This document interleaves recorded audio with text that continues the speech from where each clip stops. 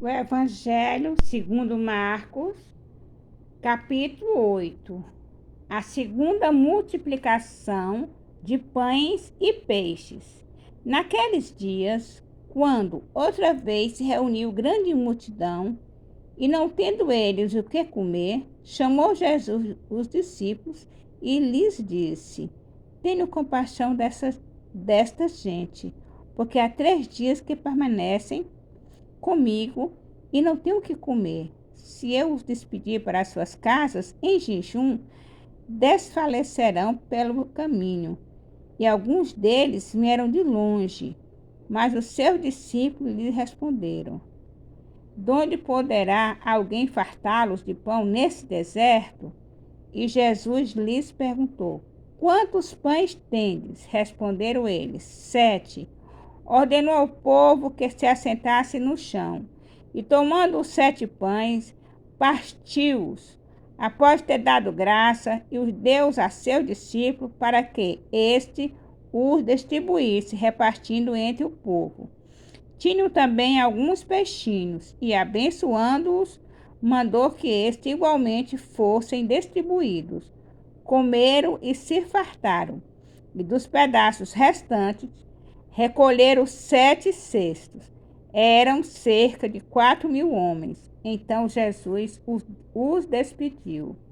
Logo a seguir, tendo embarcado juntamente com seus discípulos, partiu para as regiões de Dalmanuta. Os fariseus pedem um sinal do céu. E saindo os fariseus, puseram-se a discutir com ele e tentando pedir um sinal do céu. Jesus, porém, arrancou do íntimo do seu espírito um gemido e disse: Por que pede essa geração um sinal? Em verdade vos digo que a esta geração não lhe será dado sinal algum. E deixando-os, tornou a embarcar e foi para o outro lado.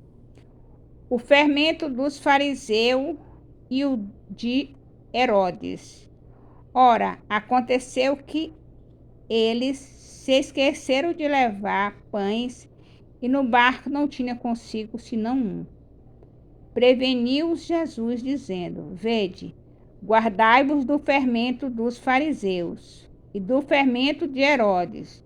E eles discorriam entre si: É que não temos pão. Jesus, percebendo-o, lhes perguntou: Por que discorreis sobre o que não tendes pão? Ainda não consideraste, nem compreendestes? Tendes o coração endurecido? Tendo olhos não vedes, e tendo ouvidos não ouvis? Não vos lembrais de quando parti de 5 pães para os 5.000? Quantos cestos de pedaço recolhestes? Responderam eles: 12. E de quanto parti os 7 pães para os 4.000? Quantos cestos cheios de pedaços recolhestes? Responderam: 7. Ao que lhes disse Jesus: Não compreendeis ainda? A cura de um cego em Betsaida. Então chegaram a Betsaida e lhe trouxeram um cego, rogando-lhe que o tocasse. Jesus, tomando o cego pela mão, levou-o para fora da aldeia e, aplicando-lhe saliva aos olhos e impondo-lhe as mãos, perguntou-lhe: Vês alguma coisa? Este, recobrando a vista, respondeu: Vejo os homens, porque como árvores os vejo andando. Então, novamente, lhe pôs as mãos nos olhos, e ele, passando a ver claramente, ficou restabelecido, e tudo distinguia de modo perfeito. E mandou Jesus embora para casa, recomendando-lhe: Não entre na aldeia. A confissão de Pedro. Então, Jesus e os seus discípulos partiram para a cidade de Cesareia de Filipe. E no caminho perguntou-lhes: Quem diz os homens que sou eu? E responderam: João Batista. Outros, Elias, mais outros, alguns dos profetas. Então lhes perguntou: Mas vós, quem dizeis que eu sou? Respondendo Pedro lhe disse: Tu és o Cristo. Advertiu Jesus de que ninguém dissesse tal coisa a seu respeito. Jesus prediz a sua morte e ressurreição.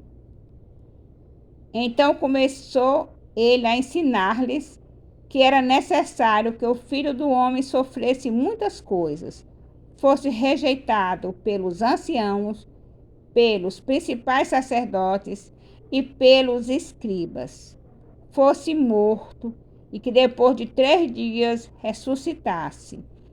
E isto ele impunha claramente. Mas Pedro, chamando-o à parte, começou a reprová-lo. Jesus, porém, voltou-se e, fitando os seus discípulos, repreendeu a Pedro e disse: Arreda, Satanás, porque não cogita as coisas de Deus, e sim das dos homens. O discípulo de Jesus deve levar a sua cruz. Então, convocando a multidão e juntamente os seus discípulos, disse-lhes: Se alguém quer vir após mim, a si mesmo se negue, tome a sua cruz e siga-me. Quem quiser, pois, salvar a sua vida, perdê-la-á. E quem perder a vida por causa de mim e do Evangelho, salvá-la-á. Que aproveita o homem ganhar o mundo inteiro e perder a sua alma? Que daria um homem em troca de sua alma?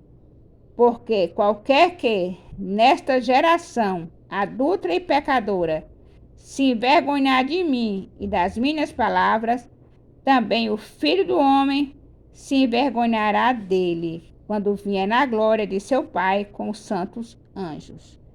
Louvado e engrandecido seja o nome do Senhor. Aleluia.